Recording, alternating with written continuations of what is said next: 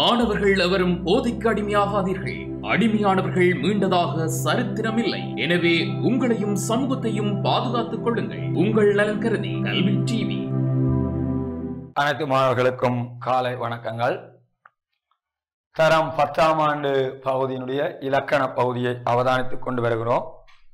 அந்த வரிசையில தொகை நிலை தொடர், தொகா நிலை தொடர் என்று சொல்லப்படுகின்ற பிரதானமான வகைப்பாடு, தொடர் வகைப்பாடுகளை அவதானித்துக் கொண்டு வருகின்றோம். அந்த வகையில தொகை நிலை தொடர் என்பதில் கடைசியாக நாங்கள் பண்பு தொகை என்று சொல்லப்படுகின்ற ஒரு விடயத்தை அவதானித்திருக்கிறோம். பண்பு தொகை என்று சொல்லப்படுகின்ற ஒரு விடயம் கடைசி வகுப்பில் விளங்கப்படுத்தப்பட்டுள்ளது. பண்பு தொகை என்னென்றால் இரண்டு சொற்கள் வருகின்ற பொழுது அவற்றுக்கிடையிலே ஆகிய ஆன என்ற பண்புருவுகள் மறைந்து வருமாயின் அதை நாங்கள் என்னென்னு சொல்லுவோம் என்றால் பண்பு தொகை என்று சொல்லுவோம்.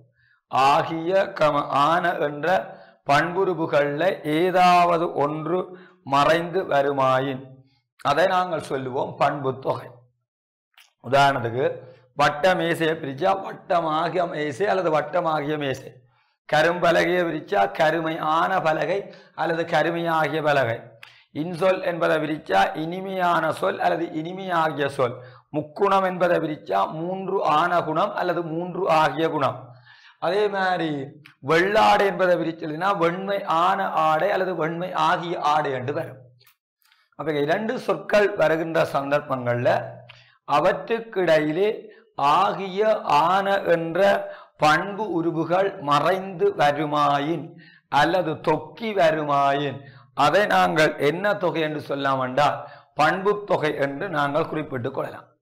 இரண்டு சொற்களுக்கு இடையில வருகின்ற பொழுது ஆகிய ஆன என்று சொல்லப்படுகின்ற பண்பு உருவுகள் மறைந்து வருமாயின் அதை நாங்கள் என்னென்று சொல்லுவோம் என்றால் பண்பு தொகை என்று நாங்கள் என்ன செய்ய முடியும் என்றால் குறிப்பிட்டுக் கொள்ளலாம். அந்த வகையில பண்பு தொகையில ஒரு சிறப்பான ஒரு பண்பு தொகை ஒன்று காணப்படுகிறது. அது என்னவா இருக்கும் என்றால் இரு பெயர் ஒட்டு பண்பு தொகை. இரு பெயர் ஒட்டு பண்பு தொகை என்னென்றால் இந்த பண்பு தொகையிலேயே சிறப்பான ஒரு பண்பு தொகை ஒன்று இருக்குது. அதுக்கு பேர் என்னவா இருக்கும் என்றால் இரு பெயர் ஒட்டு பண்பு தொகை. இரு பெயர் ஒட்டு பண்பு தொகை என்னென்றா ஒரு பொது பேரோட ஒரு சிறப்பு பேரும் அல்லது ஒரு சிறப்பு பேரோட ஒரு பொது பேரும், ஒரு பொது பேரோட ஒரு சிறப்பு பேரும் அல்லது ஒரு சிறப்பு பேரோட பொது பேரும் சேர்ந்து வருகின்ற சந்தர்ப்பங்கள்ல அவற்றுக்கிடையில ஆகிய ஆன என்ற பண்புருவுகள் மறைந்து வருமாயின் அதை சொல்லுவோம் இரு பேரொட்டு பண்பு தொகை. அதாவது ஒரு பொது பேரோட ஒரு சிறப்பு பேரும் அல்லது ஒரு சிறப்பு பேரோட பொது பேரும் சேர்ந்து வருகின்ற சந்தர்ப்பங்கள்ல அவற்றுக்கிடையில ஆகிய ஆன என்ற பண்புருவுகள் மறைந்து வருமாயின் அதை நாங்கள் என்ன சொல்லுவோம்டா பண்பு தொகை. அதாவது ஒரு பொது பேரோட ஒரு சிறப்பு பேரும் அல்லது ஒரு சிறப்பு பேரோட பொது பேரும் சேர்ந்து வருகின்ற சந்தர்ப்பங்கள்ல அவற்றுக்கிடையிலே ஆகிய ஆன என்ற பண்புருவுகள் மறைந்து வருமாயின் அதை நாங்கள் சொல்லுவோம் பண்பு தொகை. கமுக மரம் கமுகு மரம் என்பதை பார்த்தீங்கன்னா மரம் என்பது ஒரு பொது பேராக கருதப்படும். அதே வேளை கமுகு என்பது சிறப்பாக இருக்கும். இதை விரிச்சா கமுகு ஆன மரம் அல்லது கமுகு ஆகிய மரம். தென்னை மரம் என்பதும் இதே மாதிரித்தான், தென்னை ஆன மரம் அல்லது தென்னை ஆகிய மரம் என்று வரும். சுறா மீன் என்று பார்த்தீங்கன்னா மீன் என்பது ஒரு பொது பேர். அதுக்குள்ள சுறா என்பது என்னவா இருக்கும் என்றால் சிறப்பானதாக இருக்கும், சுறாவான மீன் அல்லது சுறாவாகிய மீன். சாரை பாம்பு என்பது பாம்பு என்பது ஒரு பொது பேர், சாரை என்பது ஒரு சிறப்பாக இருக்கும். அதை விரிச்சால் சாரை ஆன பாம்பு அல்லது சாரை ஆகிய பாம்பு. கதலி வாழை என்பதை பார்த்தீங்கன்னா வாழை என்பது ஒரு பொது பேர், அதுக்குள்ள கதலி வாழை என்பது ஒரு சிறப்பாக இருக்குது. அது விரிச்சால் கதலி ஆன வாழை அல்லது கதலி ஆகிய வாழை என்று வரும். இவ்வாறு ரெண்டு சொற்களுக்கு இடையில ஆகிய ஆன கண்ட உருவுகள் மறைந்தால் அதை சொல்லப்படுவது இரு பேர் ஒட்டு பண்பு தொகை. அதை விட இன்னொரு பண்பு தொகை என்று இருக்குது. என்ன பண்பு தொகை என்றால் உவமை தொகை என்று இருக்கு. அடுத்தது என்னவா இருக்கும் என்றால் உவமை தொகை. அடுத்து என்ன இருக்கும் என்றால் அதாவது வேற்றுமை தொகை சரி, வினை தொகை சரி, பண்பு தொகை சரி, உவமை தொகை. உவமை தொகை என்றால் இரண்டு சொற்கள் வருகின்ற சந்தர்ப்பத்தில் அவற்றுக்கிடையில உவமை உருபுகள், இதுதான் மிக முக்கியம். என்ன உருபுகள் என்றா உவமை உருபுகள் மறைந்து வருமாயின் அல்லது தொக்கி வருமாயின், உவமை உருபுகள் மறைந்து வருமாயின் அல்லது தொக்கி வருமாயின், மறைந்து வருமாயின் அல்லது தொக்கி வருமாயின் அதை நாங்கள் என்னென்று சொல்லுவோம் என்றா உவமை தொகை என சொல்லுவோம்.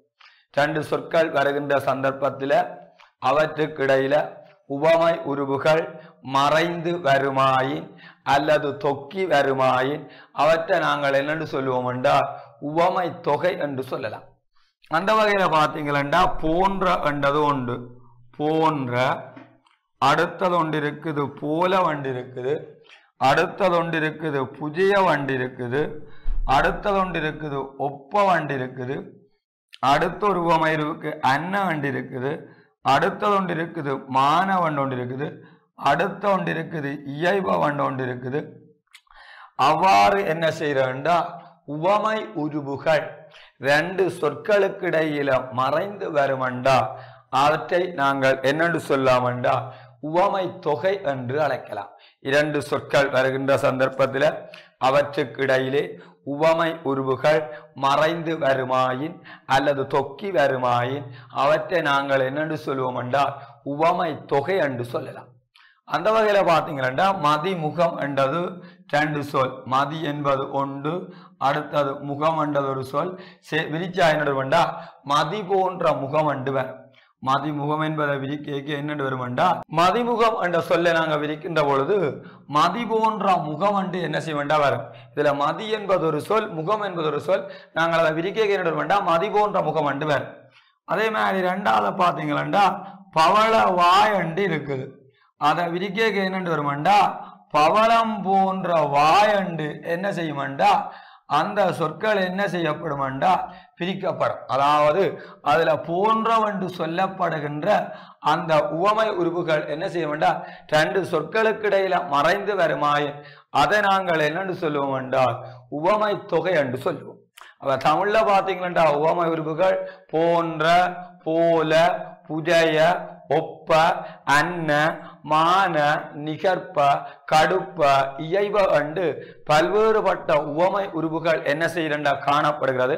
அவை ரெண்டு சொற்கள் வருகின்ற சந்தர்ப்பங்களை அவற்றுக்கு இடையில என்ன மாதிரி என்றா போன்ற, போல, புதைய, ஒப்ப, அன்ன, மான, நிகர்ப்ப, கடுப்ப, இயைப என்று சொல்லப்படுகிற உவமை உருவுகளில் ஏதாவது ஒன்று மறைந்து வருமாயின் அவற்றை நாங்கள் என்னென்று சொல்லலாம் என்றால் உவமை தொகை என்று அழைக்கலாம். மதிமுகம் என்பதை விரிச்சா மதி போன்ற முகம், பவளவாய் என்பதை விரிச்சா பவளம் போன்ற வாய், முத்துப்பல் என்பதை விரிச்சா முத்து போன்ற பல் என்று வரும், கொடியிடு என்பதை விரிச்சா கொடி போன்ற இடி என்று வரும். போன்ற என்றால் அது வருவதை நாங்கள் என்ன செய்யலாம் என்றால் அவதானித்துக் கொள்ளலாம். பார்த்தீங்கன்னா இரண்டு சொற்கள் வருகின்ற சந்தர்ப்பத்தில் அவற்றுக்கிடையில உவமை உருவுகள் மறைந்து வருகின்ற தொகையை நாங்கள் என்ன சொல்லுவோம் என்றால் உவமை தொகை என சொல்லுவோம். எழுதிக் கொள்ளுங்கள். இரண்டு சொற்கள் வருகின்ற சந்தர்ப்பத்தில் இரண்டு சொற்கள் வருகின்ற சந்தர்ப்பத்தில் அவற்றுக்கிடையில் உவமை உருவுகள் மறைந்து வருகின்ற தொகை, உவமை உருவுகள் மறைந்து வருகின்ற தொகை, உவமை உருவுகள் மறைந்து வருகின்ற தொகை வேறொரு பெண்ணால் எழுதுங்கோ உவமை தொகை என அழைக்கப்படும். உவமை தொகை என அழைக்கப்படும். அந்த வகையில் உவமை உருவுகள் ஆகிய போன்ற, போல, புதைய, ஒப்ப, அன்ன, மான, நிகர்ப்ப, கடுப்ப, இயைப போன்ற உவமை உருபுகளில் ஏதாவது ஒன்று மறைந்து வருவதாக காணப்படும்.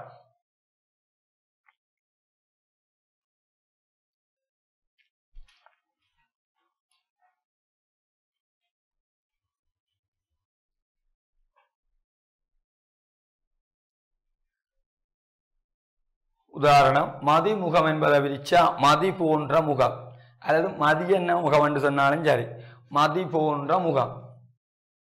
கிளிப்பேச்சு என்பதை விரிச்சா கிளி போன்ற பேச்சு, கிளிப்பேச்சு என்பதை விரிச்சா கிளி போன்ற பேச்சு. கொடி இடை என்பதை விரிச்சா கொடி போன்ற இடை, கொடி இடை என்பதை விரிச்சா கொடி போன்ற இடை. கொடி இடை என்பதை விரிச்சா நீங்க என்ன வேண்டா, கொடி போன்ற இடை.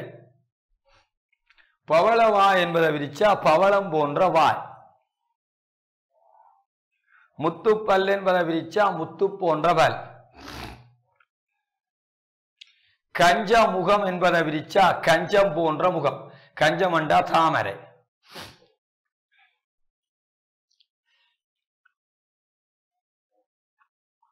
மலர் முகம் என்பதை விரிச்சா மலர் போன்ற முகம்.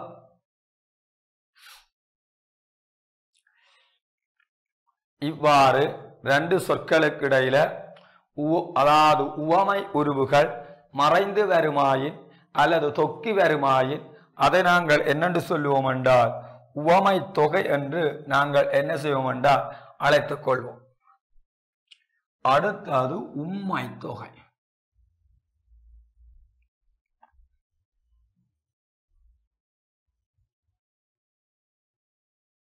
அடுத்தது என்ன தொகையா இருக்கும் என்றால் உம்மை தொகை.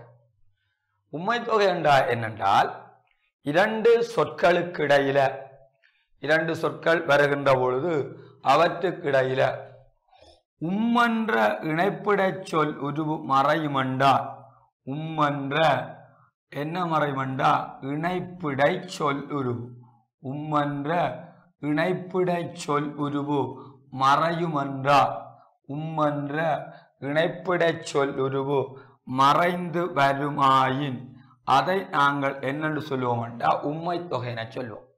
இரண்டு சொற்கள் வருகின்ற சந்தர்ப்பத்தில் அவற்றுக்கிடையில உம்மன்ற இணைப்பிடை சொல் உருவு மறைந்து வருமாயின் அல்லது தொக்கி வருமாயின் அதை நாங்கள் என்னென்று சொல்லுவோம் என்றால் உம்மை தொகை என சொல்லுவோம். அதுல பார்த்தீங்கன்னா சொற்களின் இடையிலும் ஞாபகப்படுத்துங்க, சொற்களின் இடையிலும் அதே மாதிரி சொல்லின் எண்ணத்திலும் வேண்டாம் ஞாபகப்படுத்துங்கோ இறுதியிலும், சொற்களின் இடையிலும் சொல்லின் இறுதியிலும் அந்த உம்மன்ற இணைப்பிடை சொல் உருவு என்ன செய்யும் என்றால் மறைந்து வருவதாக இருக்கும். சொற்களின் இடையிலையும் சொல்லின் இறுதியிலையும் உம்மன்று சொல்லப்படுகின்ற அந்த இணைப்பிடை சொல் உருவு மறைந்து வருவதாக இருக்கும். இதை பார்த்தீங்கன்னா இராப்பகல் என்று இருக்குது, அதாவது ராப்பகல் என்று இருக்குது. ராப்பகல் என்பதை விரிச்சால் அவை இரண்டு சொற்களுக்கு இடையில உம்மன்ற அந்த இணைப்பிடை சொல் உருவு மறைந்து வருமாயின் அதை நாங்கள் என்னென்று சொல்லுவோம் என்றால் ஞாபகப்படுத்துங்கோ உம்மை தொகை என்று சொல்லுவோம். அந்த வகையில பார்த்தீங்களென்றால் அதாவது என்பது என்ன மாதிரி என்றால் சொல்லின் இடையிலையும் சொல்லின் இறுதியிலையும் என்ன செய்யமென்றா வரும், சொல்லின் இடையிலையும் வரும், இறுதியிலையும் அந்த உம்மன்ற அந்த இணைப்பிடை சொல்லு வரும் என்றால் அதுக்கு நாங்கள் என்ன சொல்லுவோம்டா உம்மை தொகை என்று சொல்லுவோம். ராப்பகல் என்பதை விரிச்சா என்னென்று வரும் என்றால் இரவும் பகலும் என்று வரும். ராப்பகல் என்பதை விரிக்க இரவும் அங்கால பகலும் என்று வரும். அதே மாதிரி தண்டரை என்பதை விரிச்சால், தண்டரை என்பதை விரிச்சால் இரண்டும் அங்கால அரையும் என்று வரும். இரண்டும் சக அரையும் என்னென்று வரும் என்றால் ரெண்டு வரும். இதுல பாருங்கோ சொல்லின்ற இடையிலையும் இறுதியிலையும் என்ன செய்யும் என்றால் உம்மன்ற இணைப்பிட சொல்லுரு மறைஞ்சு வரும் என்றால் அதை சொல்லுவோம், அதாவது உம்மை தொகை. பால் வளம் என்பதை விரிச்சா பாலும் பழவும் என்று வரும். காய்கறி என்பதை விரிச்சா காயும் கரையும் என்று வரும். அந்தாதி என்பதை விரிச்சால் அந்தம் சக ஆதி என்று வரும். இவ்வாறு என்ன செய்யறால் ரெண்டு சொற்கள் வருகின்ற சந்தர்ப்பத்தில் அவற்றுக்கிடையில அதாவது என்ற இணைப்பிடை சொல் உருவு மறைந்து வருமாயின் அதை நாங்கள் என்னென்று சொல்லுவோம் என்றால் உம்மை தொகை என்று நாங்கள் குறிப்பிட முடியும். சொல்ற அர்த்தம் விளங்கிட்டா? என்னென்றால் இரண்டு சொற்கள் வருகின்ற சந்தர்ப்பத்தில் அவற்றுக்கிடையில் என்ற இணைப்பிடை சொல் உருவானது மறைந்து வரும் என்றால் அது உம்மை தொகை. அந்த வகையில சொல்லின்ற இடையிலையும் சொல்லின்ற இறுதியிலையும் என்ற இணைப்பிட சொல்லுருவு வரையும். உதாரணத்துக்கு பாத்தீங்களா எண் எழுத்தண்டா எண்ணும் எழுத்தும். ராப்பகல் என்பதை விரிச்சால் இரவும் பகலும். அந்தாதி என்பதை விரிச்சால் அந்தமும் ஆதி என்று வரும். இரண்டு அரை என்பதை விரிச்சா இரண்டும் அரை என்று வரும். காய்கறி என்பதை விரிச்சா காயும் கரையும் என்று வரும். பால் பழம் என்பதை விரிச்சா பாலும் பழமும் என்று வரும்.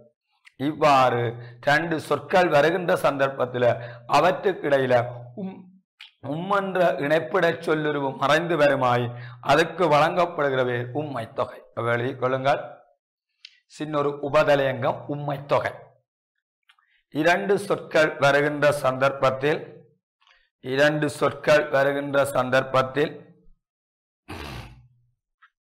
அவற்றுக்கு இடையிலே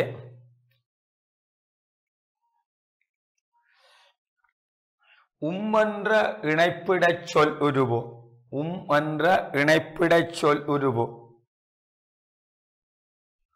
மறைந்து வருமாயின் அதனை உம்மை தொகை என அழைப்பர். அந்த வகையில்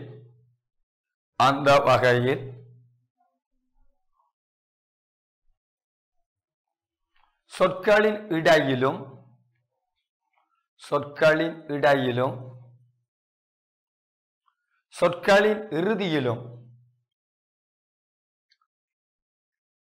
இந்த என்ற இணைப்பிடை சொல்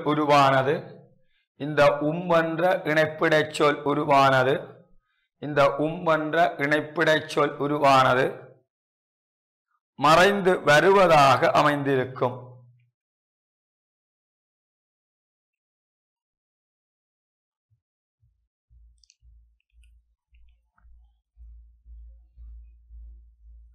உதாரணத்துக்கு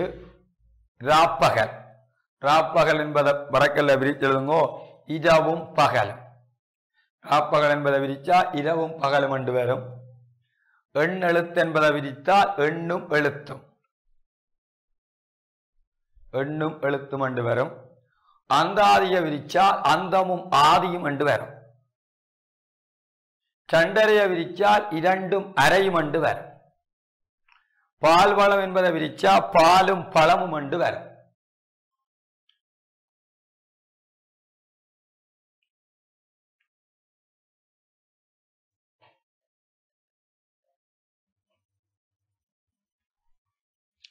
இவ்வாறு ரெண்டு சொற்களுக்கு இடையில என்ற இணைப்பிடை சொல்லுருவு மறைந்து வருமாயின் அல்லது தொக்கி வருமாயின் அதை நாங்கள் என்னென்னு சொல்லுவோம் என்றால் அதாவது உம்மை தொகை என்று நாங்கள் அழைக்கலாம். அடுத்த ஒரு தொகை வெப்பாடு என்னவா இருக்கும் என்றால் அன்மொழி தொகை என்று சொல்லப்படுகின்ற ஒரு தொகை வகைப்பாடு. அன்மொழி தொகை என்றா என்னென்றால் அந்த அன்மொழி தொகை என்பதை முதலாவது பிரிக்கிற விதம் தெரிய வேண்டும். அன்மொழி தொகை என்பதை பிரிக்கின்ற அந்த விதம் என்ன செய்யணும் என்றால் உங்களுக்கு தெரிஞ்சிருக்க வேண்டும். அன்மொழி தொகை என்பதை பிரிக்கிற விதம் உங்களுக்கு தெரிஞ்சிருக்க வேண்டும். அன்மொழி தொகை சரி. அன்மொழி தொகை என்னென்றால் விரிச்சால் அல் சக மொழி சக தொகை. அல் சக அங்கால வரும் மொழி சக தொகை அதை சேர்த்தா என்னென்று வருமெண்டா அன்மொழி தொகை. அதை சேர்த்தாதான் என்னென்று வருமெண்டா அன்மொழி தொகை என்று வரும். அன் சக மொழி சக தொகை சேர்த்தாதான் என்னென்று வருமெண்டா அன்மொழி தொகை என வரும். இதுல அல்லன்றது என்னத்தை குறிக்கண்டா நாங்கள் இதுவரை 5 தொகைநிலை தொடர் படிச்சிருக்கிறோம். 5 தொகைநிலை தொடர் படிச்சிருக்கிறோம். ஒன்று முதலாவது படிச்சிருக்கிறோம் வேற்றுமை தொகை ஒன்று படிச்சிருக்கிறோம். வேற்றுமை தொகை. இரண்டாவது படிச்சிருக்கிறோம் என்ன தொகை என்றால் வினைத்தொகை என்று சொல்லுகிற விடயம் ஒன்று படிச்சிருக்கிறோம். வேற்றுமை தொகை. அடுத்த ஒன்று படிச்சிருக்கிறோம் வினைத்தொகை. வேற்றுமை தொகை. அடுத்த ஒரு தொகை ஒன்று படிச்சிருக்கிறோம் வினைத்தொகை. அடுத்த ஒரு தொகை படிச்சிருக்கிறோம் பண்பு தொகை ஒன்று படிச்சிருக்கிறோம். என்ன தொகை என்றா பண்பு தொகை என்ற ஒரு தொகை படிச்சிருக்கிறோம். வேற்றுமை தொகை, வினைத்தொகை, பண்பு தொகை.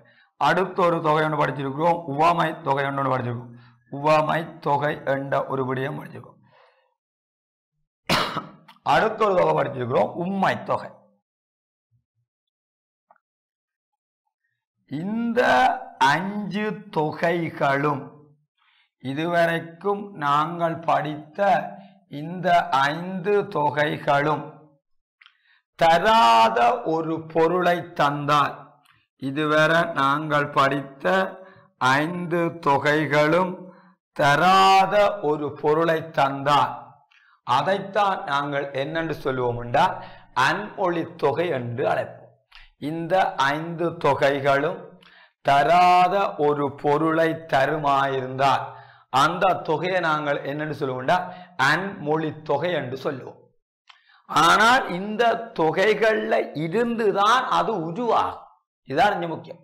இந்த 5 தொகைகள்ல இருந்துதான் அந்த தொகை என்ன செய்யும்டா பிறக்கும்.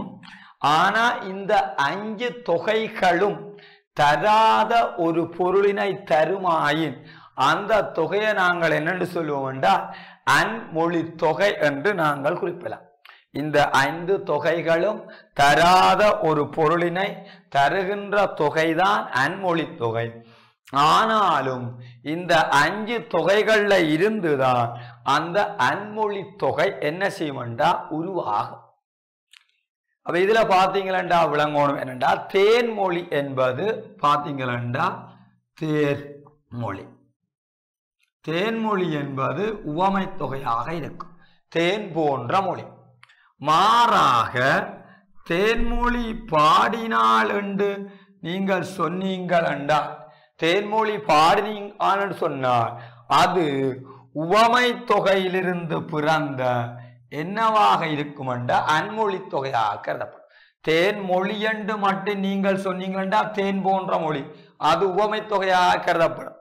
தேன்மொழி பாடினால் என்றா என்னென்றால் தேன் போன்ற மொழியினை பேசுகின்ற ஒரு பெண் பாடலை பாடினாள் என அது என்ன தொகையாக கருதப்படும் என்றால் உவமை தொகையில் இருந்து பிறந்த அன்மொழி தொகையாக என்ன செய்யப்படும் என்றால் கருதி கொள்ளப்படும்.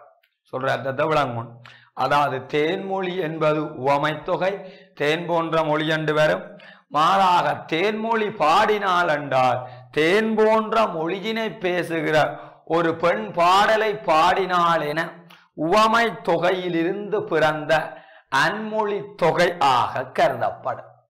இதுதான் என்னவா இருக்கும் என்றால் தொகை நிலை தொடர் என்று சொல்லப்படுகின்ற வகைப்பாட்டில் வேற்றுமை தொகை என்றது மிக பிரதானமானது. வினைத்தொகை, பண்பு தொகை, உவமை தொகை, உம்மை தொகை, அன்மொழி தொகை என்று சொல்லப்படுகிற 5 வகையும் என்னவா இருக்கும் என்றால் தொகை நிலை தொடரின் வகைப்பாடுகளாக இருக்கும். வேற்றுமை தொகை, வினைத்தொகை, பண்பு தொகை, உவமை தொகை, உம்மை தொகை, கடைசி என்னவா இருக்கும் என்றால் அன்மொழி தொகை. சரிதானே? அன்மொழி தொகை என்பதை விரிச்சா என்ன அல் சக மொழி சக தொகை. இதுவரை நாம் படித்த வேற்றுமை தொகை முதலான தொகைகள் தராத ஒரு பொருளினை தருகின்ற தொகையை நாங்கள் என்னன்னு சொல்லலாம் என்றால் அன்மொழி தொகை என்று நாங்கள் குறிப்பிட்டு கொள்ளலாம்.